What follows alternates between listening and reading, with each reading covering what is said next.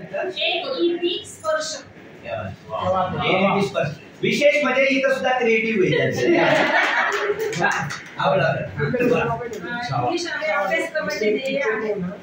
दैनंदिन जीवनात परस्पर संवादासाठी प्रभावी संभाषण कौशल्य विकसित करणे, घटना आणि परिस्थितीचे वर्णन करून कल्पना व्यक्त करण्याची त्याची मौखिक क्षमता वाढविते. क्षमता संदर्भाशी सुसंगत संभाषण करणे. अध्ययन निष्पत्ती यामध्ये 3 ऍक्टिव्हिटी आहेत.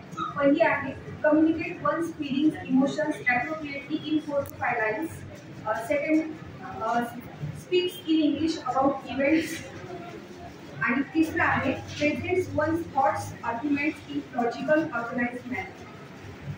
पाठ्यांश घटक आहे स्टँडर्ड टेप, डेस्क्रिप्टिव्ह स्क्रिप्ट. त्याच्यामधले प्रश्न निर्मिती आणि वर्गीकरणमध्ये आहे वस्तुनिष्ठ प्रश्न. Where did the conversation take place?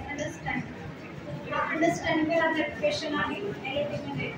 How many characters are involved in first conversation? Understanding the question आहे आणि तो पण LOT मध्ये. What permission did Ritesh seek for his reading?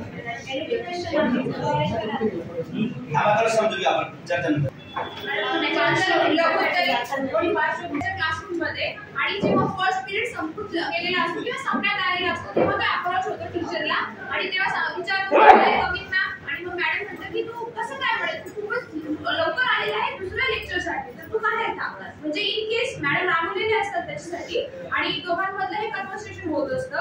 तर हा पूर्ण बेसिक धडा त्या कन्व्हर्सेशनवरच आधारित आहे. म्हणून हा पहिला प्रश्न विचारला गेलेला होता जो की उत्तर त्या धड्यामध्ये रिटर्न जे दिलेलं नाहीये, लगेच सापडेल असं नाहीये. म्हणून त्या अंडरस्टँडिंगला तो प्रश्न आहे की where did the conversation take place. म्हणजे कन्व्हर्सेशन गार्डन मध्ये होतं, ग्राउंडवर होतं, क्लासरूम मध्ये होतं, नेमकं कुठे होतं conversation. How many characters are involved. मग हे पण त्याने ओळखायचे. जो डायलॉग तिथे रायटिंग दिलेली आहे त्या डायलॉग वरून ओळखायचे की या कन्व्हर्सेशन मध्ये नेमकी किती जण समाविष्ट आहेत, किती कॅरेक्टर्स आहेत. नेक्स्ट क्वेश्चन होता what permission did Ritesh seek for his from his teacher.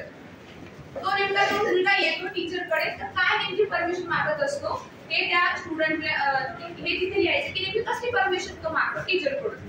तर ती असते वर्गात येऊन बसण्याची.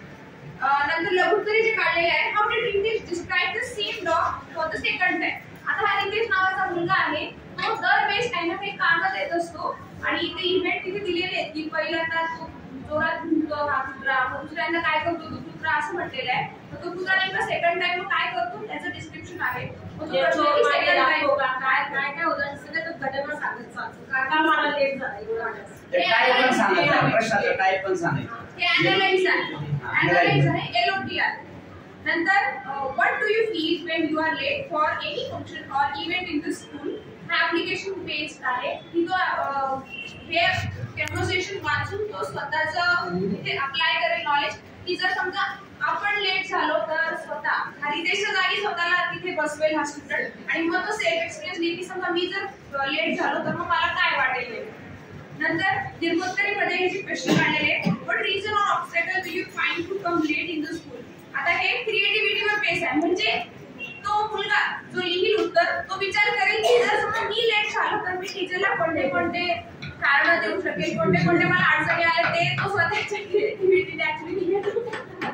पण तो स्वतःची क्रिएटिव्हिटी तो सांगेल काय काय कारणाने लेट होऊ शकतो.